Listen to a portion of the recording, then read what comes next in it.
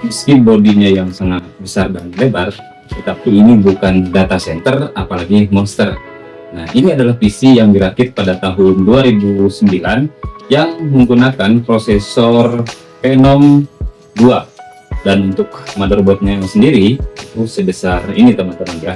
Adapun motherboard ini nantinya akan saya ganti menggunakan motherboard yang lebih kecil, yaitu menggunakan motherboard dengan soket LGA 1150 yang ukurannya sendiri kurang lebih 1/3 dari ukuran ini ya. Dan seperti yang kita lihat, PC ini ukurannya 3 kali dari PC-PC pada umumnya. Kita bisa lihat di sini heatsinknya ya, atau ini fan prosesornya. Sini menggunakan heatsink ya, atau pendingin besi. Ini sebesar ini ya, hampir sebesar kepala saya. Untuk kendalanya, PC ini datang ke tempat saya karena blue screen. Jadi saat dinyalakan dia tampil di layar tetapi blue screen. Dan setelah saya cek melalui beberapa tahapan, ditemukanlah permasalahannya, yaitu pada motherboard dan prosesornya yang sudah tidak berfungsi, sehingga motherboard beserta prosesornya akan saya ganti menggunakan motherboard LGA 1150 dengan prosesor Core i5 generasi keempat. Simak proses pergantiannya dan mari kita diskusikan.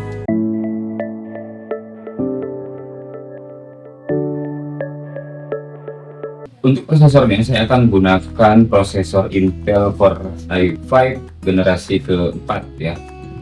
Untuk memudahkan perakitan, jadi PC-nya kita akan tidurkan teman-teman ya.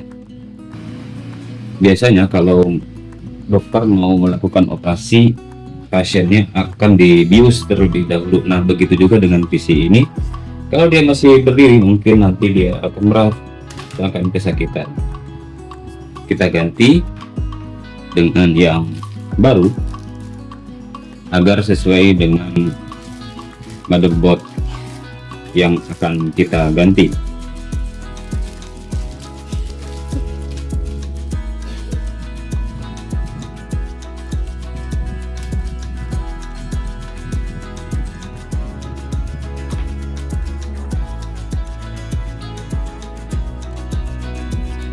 Berikutnya kita coba pasangkan mainboardnya.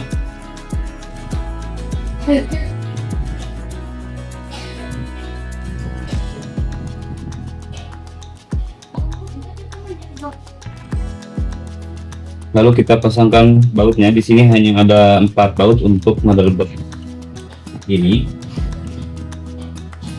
dan posisinya di sudut-sudut motherboard.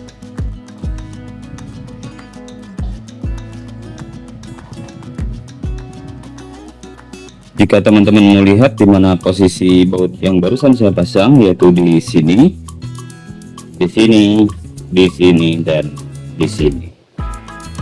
Berikutnya kita akan pasangkan RAM-nya teman-teman.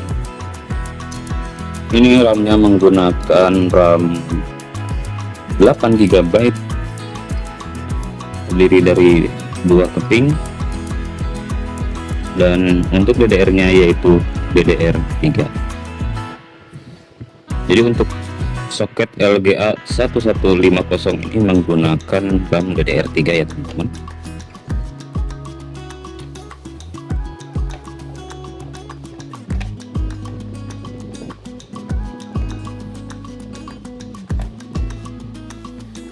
Oke, RAM-nya sudah terpasang. Kita pasangkan powernya. Untuk power supply-nya saya masih menggunakan yang lama bawaannya karena masih sangat bagus. Lalu kita pasangkan yang 4 pin di sini.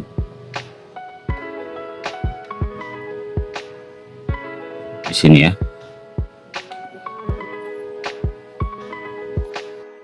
Berikutnya kita pasang front panel teman-teman. Ini karena bawaannya masih menempel di yang warna putih itu konektornya ya.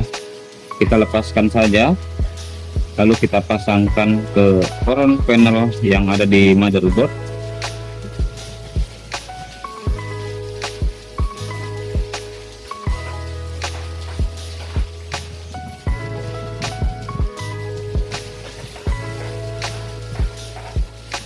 Lalu kita pasangkan kabel SATA semuanya. Di sini ada 3 SATA ya, karena di sini memiliki 3 penyimpanan, 2 harddisk dan satunya itu SSD.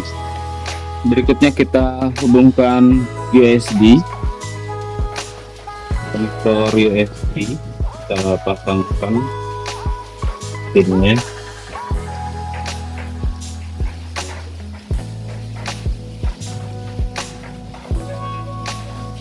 Lalu ini untuk audio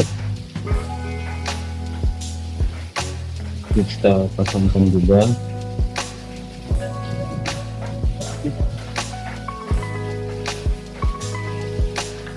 Dan SSD-nya kita akan pasang, karena sebelumnya dipasang di bagian dindingnya, jadi saya akan berdirikan terlebih dahulu monster ini.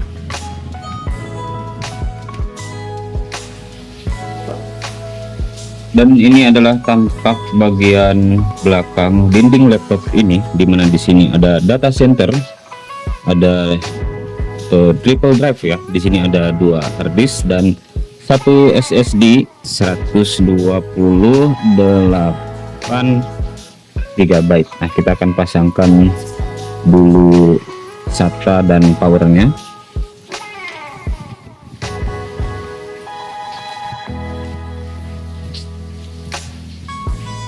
Lalu kita masukkan saja di sini ya, di kandangnya ya. Lalu data center kita ini kita pasangkan juga power dan SATA-nya.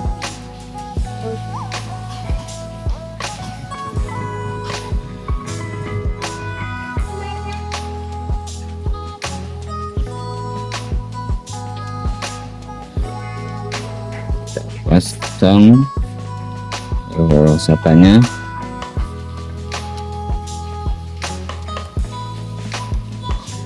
Kabel SATA dan power sudah terpasang untuk ketiga penyimpanan utama ini. Dan berikutnya akan kita tes terlebih dahulu sebelum kita rakit kembali PC ini. Nah, agar lebih bagus, agar lebih tajam gambarnya, kita akan coba pasangkan terlebih dahulu VGA-nya sebelum kita tes nyala ya. Jadi seharusnya tadi saya memasang VGA-nya, namun saya lupa tadi. Jadi kita akan pasang. Ini VGA-nya berkapasitas 8 GB DDR5 dan ini support untuk soket LGA 1150 atau Core i generasi keempat. Untuk VGA nya sendiri ini RX 580 ya, 8 GB DDR5.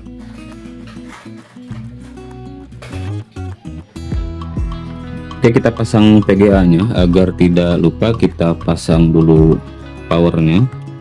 Ini ada 6 pin ya teman-teman untuk seri ini, dan kita pasangkan kembali soketnya.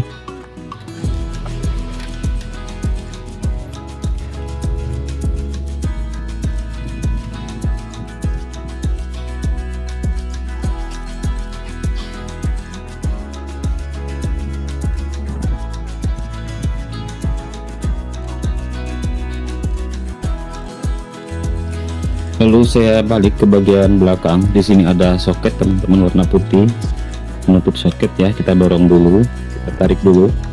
Jadi kita dorong ke sebelah sana agar kedudukannya atau soketnya terbuka, dan setelah itu kita dorong VGA-nya ke bawah.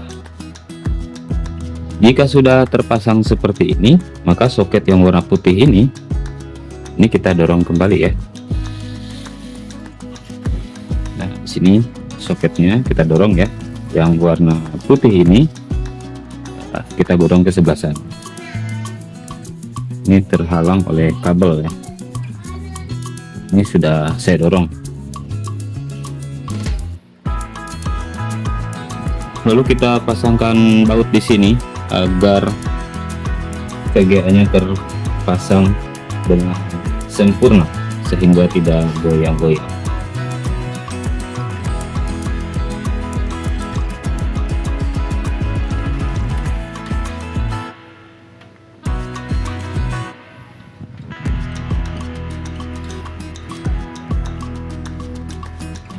Nah, di bagian sini teman-teman ya, VGA-nya ya, bautnya. Nah, ini sudah kuat. Dan terakhir kita akan coba tes terlebih dahulu sebelum PC-nya kita rakit. Kita hubungkan powernya. Di sini harus sudah di on ya teman-teman, jangan sampai lupa.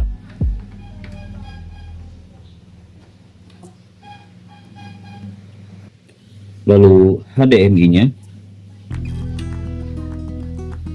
Nah, ini sudah terpasang. Jangan sampai kita memasang HDMI di bagian sini ya, karena ini HDMI onboard. Sementara kita tadi sudah memasang VGA tambahan atau VGA eksternal. Jadi kita pasang HDMI di VGA eksternal yang kita pasang tadi. Ke sini terhubungnya ya, ke VGA. Kita nyalakan teman-teman. Bismillahirrahmanirrahim.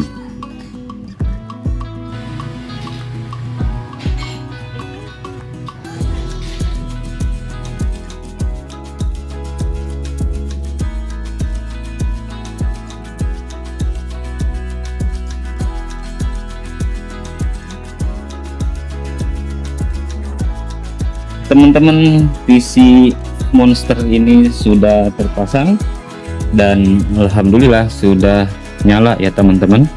Di sini sudah tampil.